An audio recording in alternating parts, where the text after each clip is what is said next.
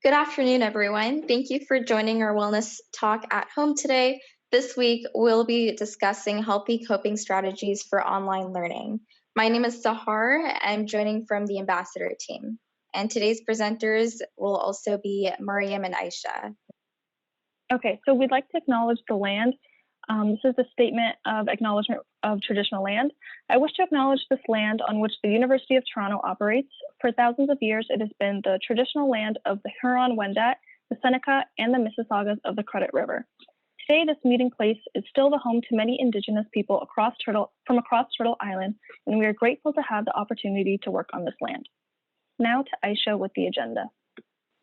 Hi everyone. So our agenda for today is we will start off with some reflection questions and then we will move on to some coping strategies for online learning. After that, we will have a few more reflection questions for you to share your thoughts and feelings.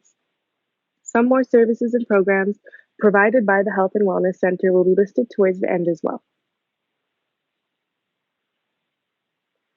So the first reflection question is to take a few minutes, think about one way that you're going to cope with online learning or that you have been coping with online learning.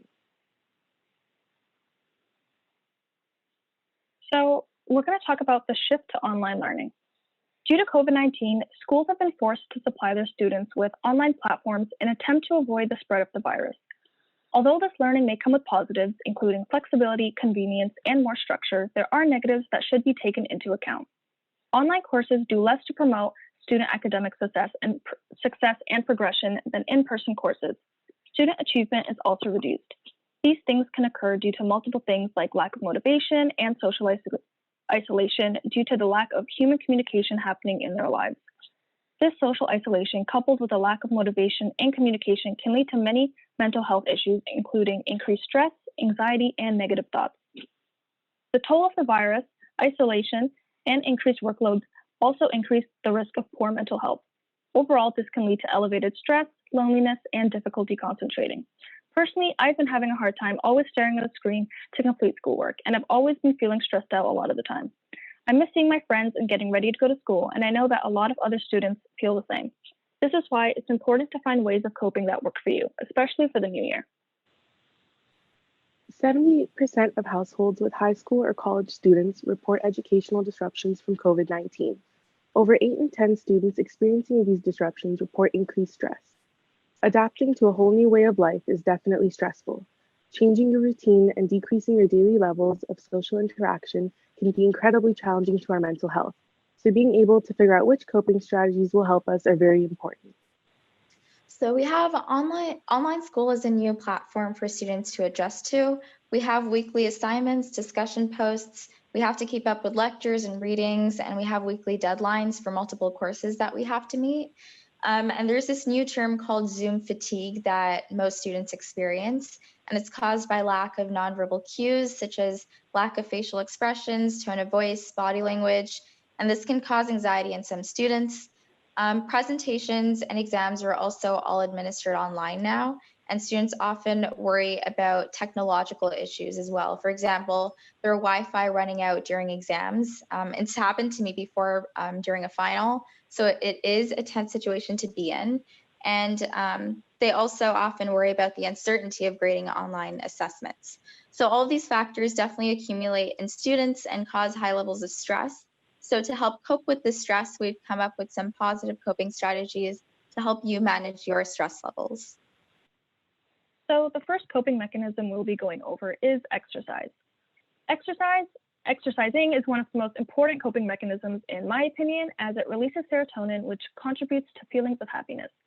Exercise can improve mental health by reducing anxiety, depression, and negative moods.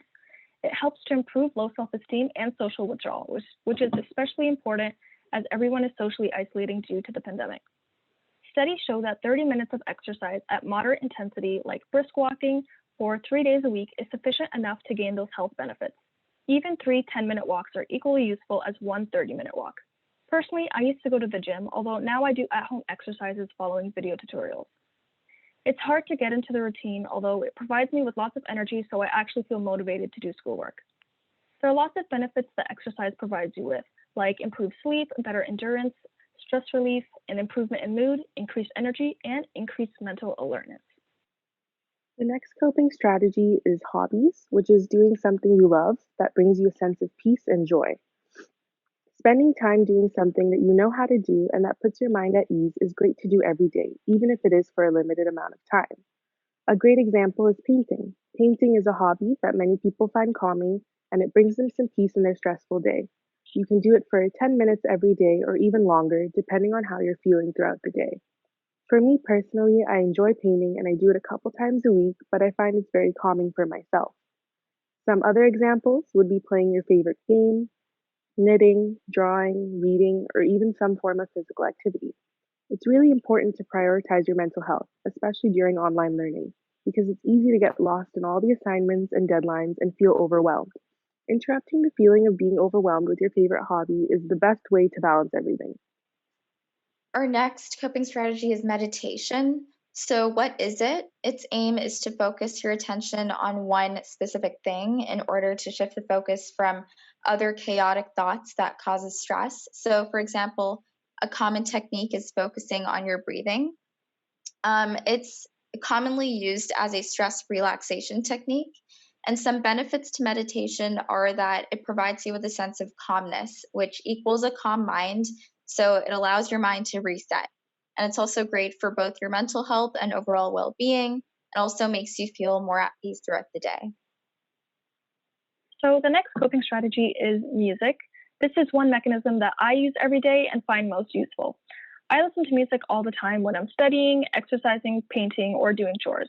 It helps me to calm down when I'm feeling angry or sad. Research shows that there are many benefits of music as therapy for various mental health conditions, including depression and anxiety. Music can be utilized to regulate mood due to its rhythmic and repetitive aspects and can reduce impulsivity. We often listen to music to match or alter our mood. For example, when I'm frustrated or angry, I usually listen to rock bands like Nirvana or Led Zeppelin, but change the genre when I'm feeling happier. When studying, listening to various nature sounds like rain pouring or birds chirping can be also very therapeutic. Because of online learning, a lot of us are staying at home more often, and so listening to nature sounds can help us feel more relaxed and calm. Music has also allowed for people to express their feelings and communicate with others in a different way. More than simply expressing emotions, music can help alter them in a positive way.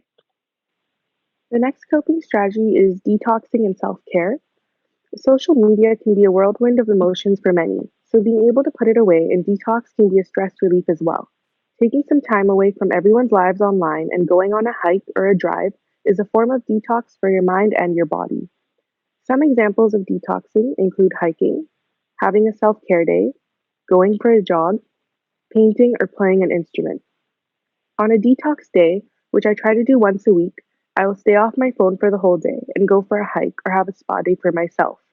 There are also different kinds of self care: physical, emotional, social, and spiritual. On the right, you can see the different examples and choose something based on your needs. For example, if you feel you've been sitting in front of a computer all day, try stretching or walking around for a few minutes every hour. And our last coping strategy is spending time with those you love. Spending time with those we love is not only enjoyable, it also helps reduce our stress levels. So, some benefits to that is that you get to vocalize your problems with others. It's the feeling of getting it off your chest because if you rather bottle up your emotions, it will only exacerbate your stress levels. So, spending time with those you love and just sharing your problems with someone could help with your stress levels. Healthy social ties also improves overall well being. And you've also probably heard of the phrase laughter is the best medicine. So, when spending time with supportive friends and family, a good laugh always comes along, and that can help relieve your stress. And you also get a greater sense of meaning and purpose in life, which can help you stay motivated for the future and reduce your stress levels. So now we have a few reflection questions. What coping mechanism resonated with you out of all the ones we went over? Are there any other coping strategies that you use? And to think about how the transition to online learning has been for you. Has it been difficult? Has it been easier to manage your time? So just take a few minutes, pause the video, and just think over these reflection questions. We know this can be a stressful time for everyone, and we understand that it's not easy to adapt to online learning as everyone learns differently.